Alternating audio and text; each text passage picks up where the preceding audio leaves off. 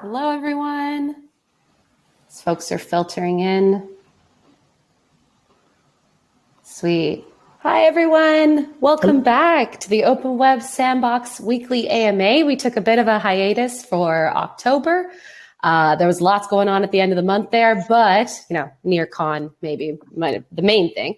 And so we're excited to have everyone back here today for the first AMA of November, also known as Nearvember, in case you were unaware, #Nearvember. And we have here with us today Didier. This might be a familiar face to you. We've been able to have him with us before, most recently at our DeFi party. And it's so great to welcome him back, community manager of Ref.finance, to talk about Ref's new focus on UX, or user experience. And so just to jump right in, Didier, some exciting things were unveiled recently with the Ref.finance website. So have we figured out the share screen button just yet? Yes, exactly. Yeah, perfect. So tell us about it. Yeah, thanks, Sophia. Thanks, Rebecca. Hi, everyone. Yes, so actually last week was revealed the new user interface of Ref.finance.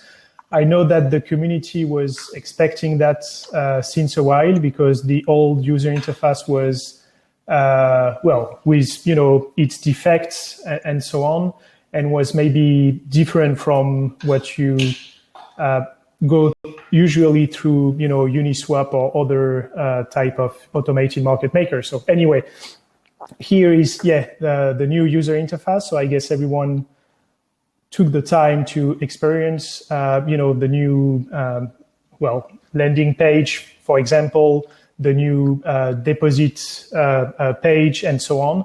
So maybe what I can do is, first of all, before maybe sharing my screen and go through some different features on the new user interface, I just wanted to say on behalf of the team that Mency, our designer, Joe, our front-end designer, Willa, our testing engineer, and Bowen have made an amazing job on this user interface.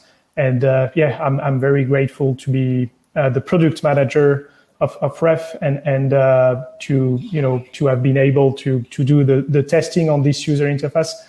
And that was quite unexpected to have it released so soon. So it's, I guess the timing was almost there with a NearCon, but anyway, that was our NearCon surprise. Yeah, there were a couple of those. So this was great to have included in that, of course. Exactly.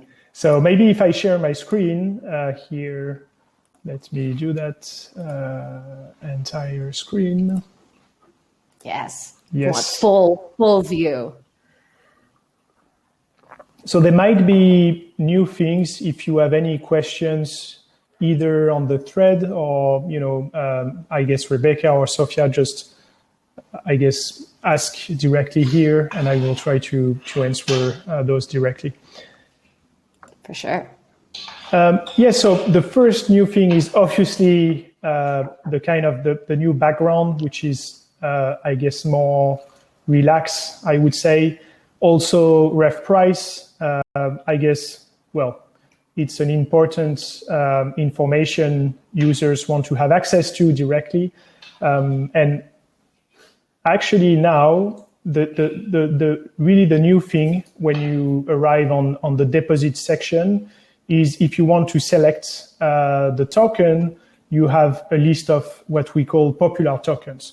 And those tokens are sorted by top volume. So the list is meant to be dynamic, and it's not something static, for instance. So you have here, so that's quite new, obviously. And then here you still have the option to add token for unwhitelisted token. So that's still here, obviously. And then here you have, the list of every token and your near balance and the ref balance. So that might be something we might change a little bit in the future, because that might be confusing. Either it's actually where, is it my near here, or is it my ref? No, it's not. So it's how much USDC you have on your Neo wallet and how much USDC you have on your ref wallet, and that's the total.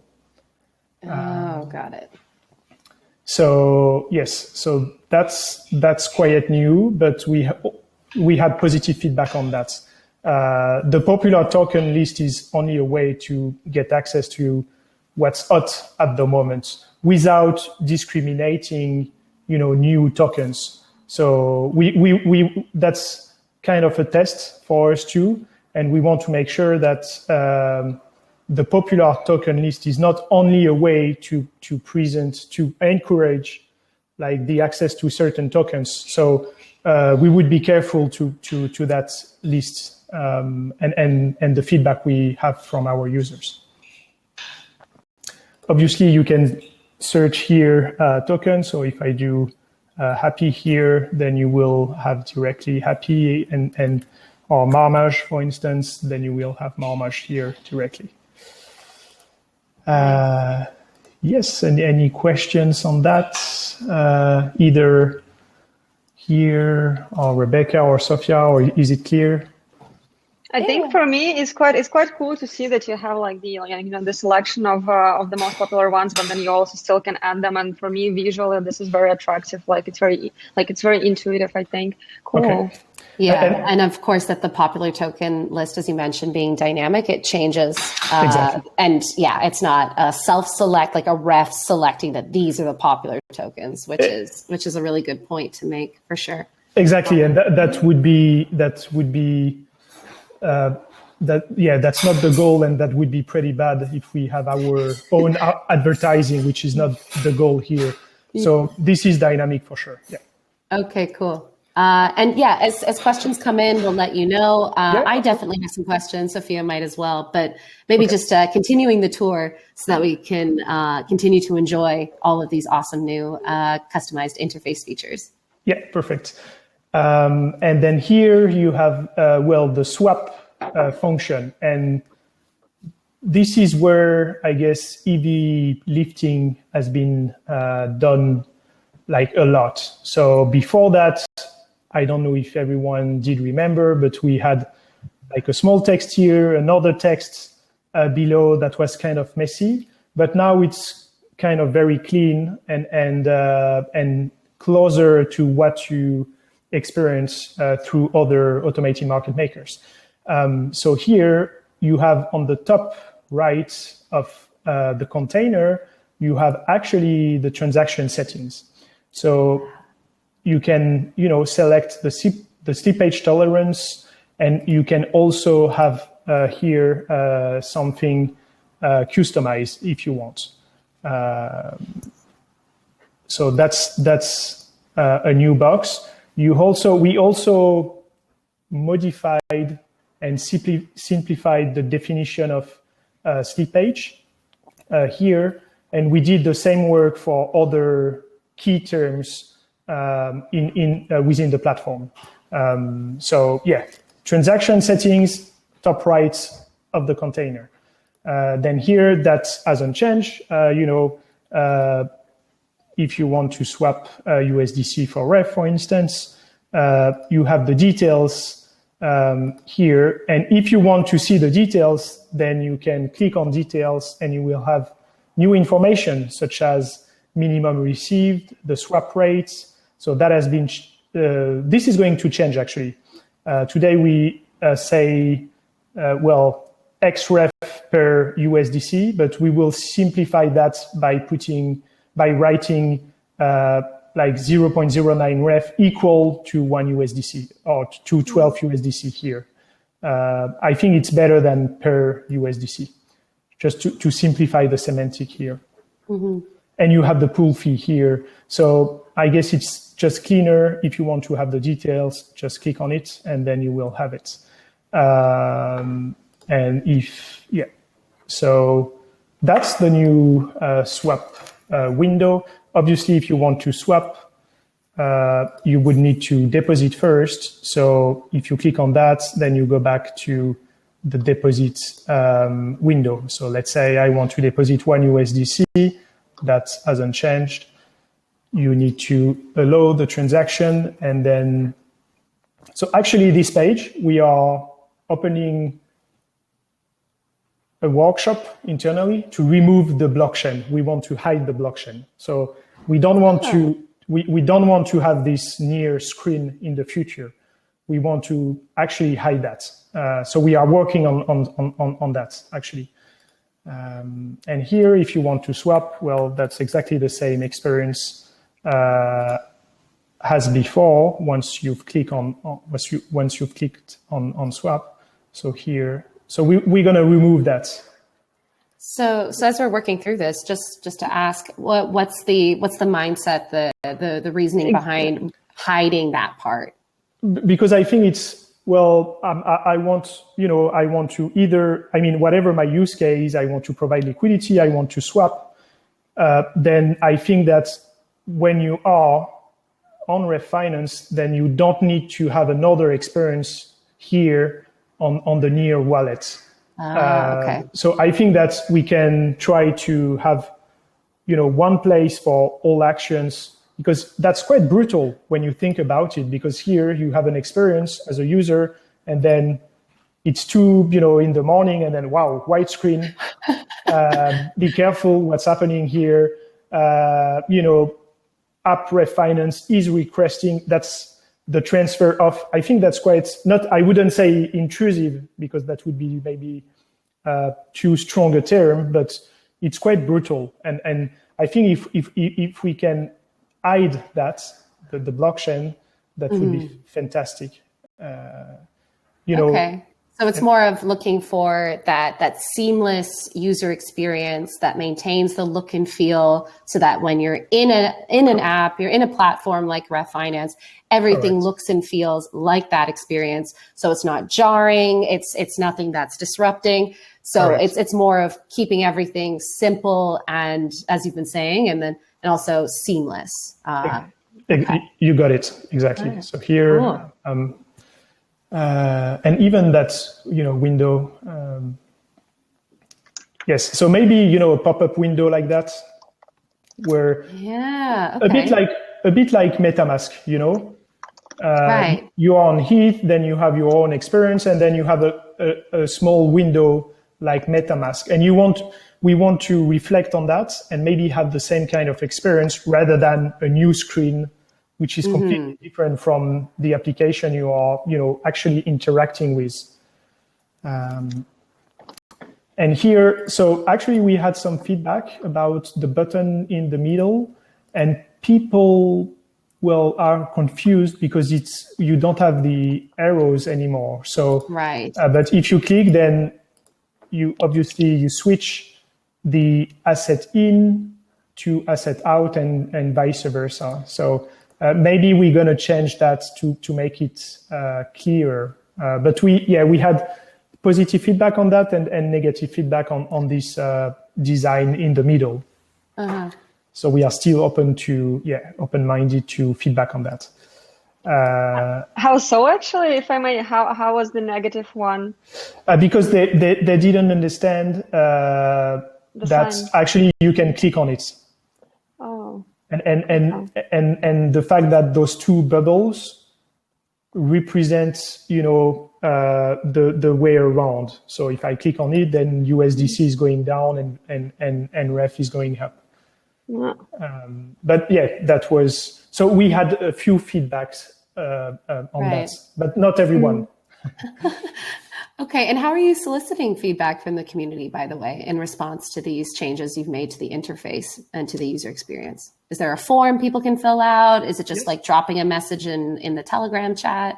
So we have a testing phase after every new important release. And what we do is we engage with the DAO community members, and we say, well, we have this new feature on the development environment or on the mainnet environment, which is a copy of the production environment. And we say, well, here is the first phase of the testing, and then you can provide your feedback. So actually, I don't know if I can... Actually, I will maybe show you after the presentation to just show you how it does look like the feedback we have. But usually we have like, what's the feedback? Is it first a bug or enhancement? And you need to provide like a short description on the bug and or the enhancements, and that needs to be factual. So that needs to be very sharp. And then on that, after 24 hours or 48 hours, depending on the size of the release, we have with Willa, the engineer testing, a review of every single feedback. Obviously, I'm putting myself as a beta, tester on that. And then once we've done that, we prioritize. Well, that's a good feedback. That's a bad feedback, because sometimes we have bad feedback, for instance. That happens quite often. Feedback that are not relevant either for this version or because the person didn't really understand the feature. But if the person didn't really understand the feature, that also might be a problem for us anyway. So we do this prioritization, and then we bring the fix. And then after that, we have a second phase of testing. And generally, that's the last one. But that's the way we interact with our, beta testers for every single new feature. Okay, cool. Thanks. That's good, fascinating, background, because with any changes as involved as the user interface for Ref.finance, you imagine that, of course, there's lots of people expected to do due diligence. You want to be sure that you're capturing feedback, but incorporating what ends up making the most sense in the long term for the majority of users. So, fascinating. No, exactly. I have a question before we proceed. For the beta testers, how do you source those people? Is it like a stable group that is working with you, or are you randomly picking individuals from the community? Like, what's the drill there? No, usually it's like depending on the proactiveness of the community. So that can be anyone. What we require though is at least some experience in terms of testing products. So we want to have, sharp feedback, not like, well, I don't like the background because the background is maybe too black for me.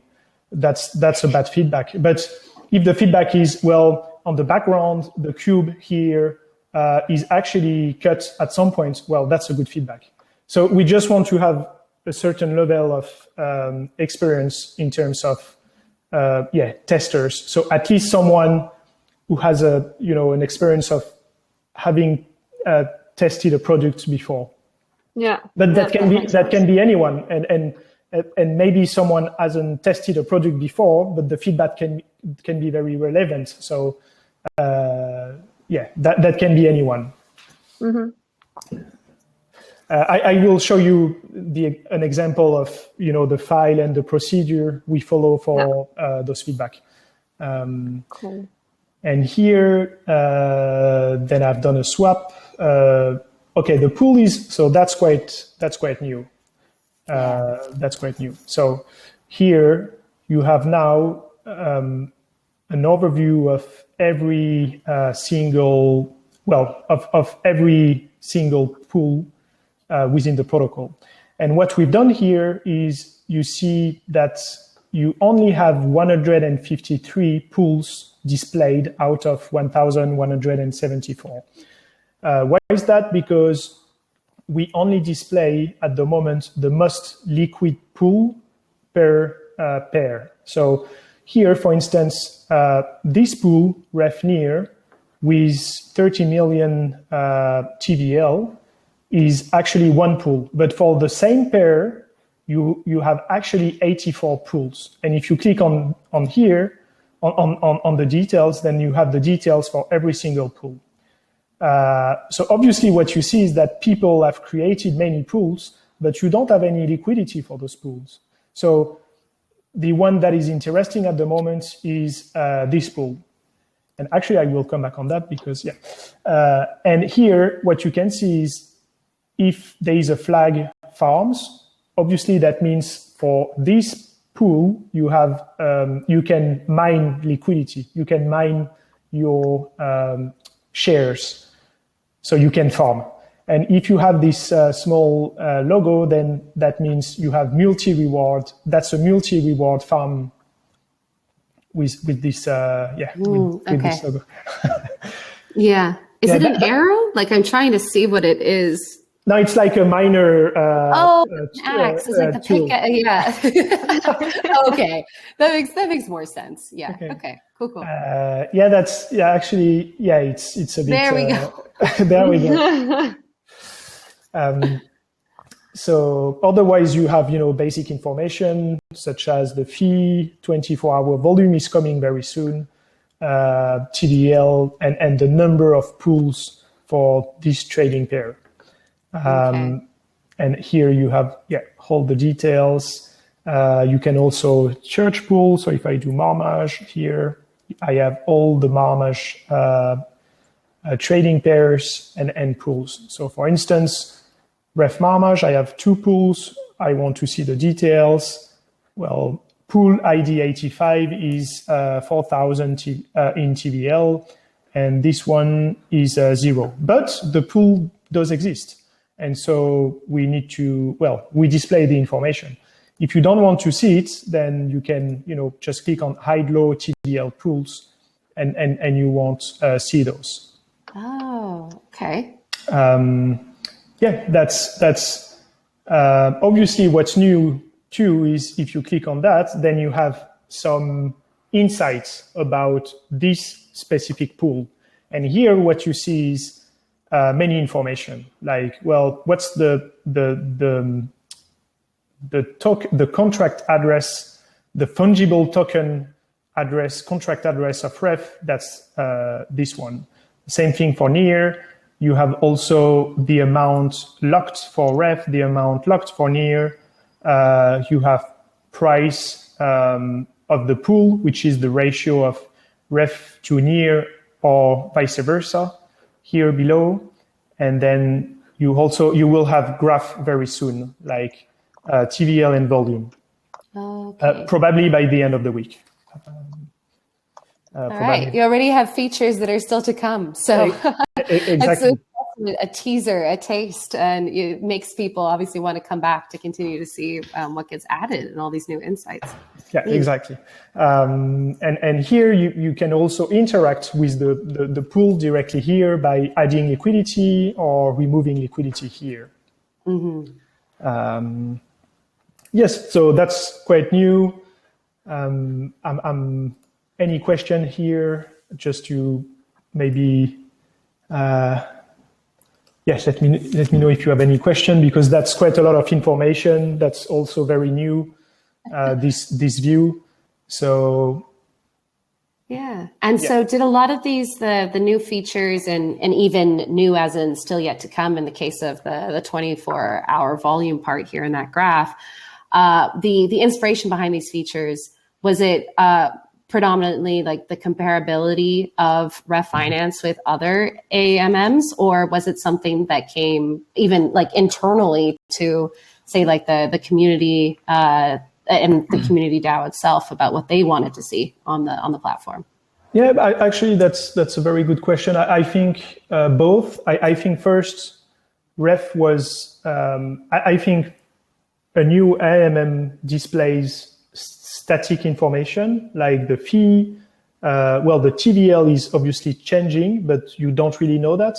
And I think the next natural step is to provide an idea of the trend. And the trend can be very easily seen thanks to data visualization. So what's the trend on this pool? Then I can see that. What's the liquidity trend, for instance? What's the volume trend?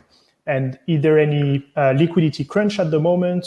And then I guess people can have more insights and have a better understanding of what's happening behind the scene because they can capture the trend. So I think that was the idea. Also, Ref.finance has another leg which is more what's happening behind the scenes in terms of statistics, and we try to address that with Sodaki, which will be like very soon Ref analytics. But what we want to obviously we want to provide more information here, such as what's the flow of the different trades at the moment, what's happening, what people are swapping. Are they providing liquidity? What's hot at the moment? Well, those guys, they are providing liquidity on Pearls. What's happening on Pearls? I want to see the Pearls pool and so on. So, tell a story behind every data and every statistics is, I guess, a very appealing value proposition for an automated market maker, or at least to give that option to users. Yeah. Okay. We have a question that just came in. Due to no IL protection plan as of yet, is there any documentation or info by Ref on or off the site on the risk levels between different pools? Okay. So first, yes, we have information about the risk level, and I would say do the quiz. Okay. I was going to ask about the quiz. Excellent transition. Well done. Tell people about the quiz, Didier. What's that? Exactly. So the quiz, because we will have another quiz on the user interface coming very soon to make this transition with the new user interface. But at the moment the quiz is about the risks behind Ref.finance. So if you let's say near. Oh my.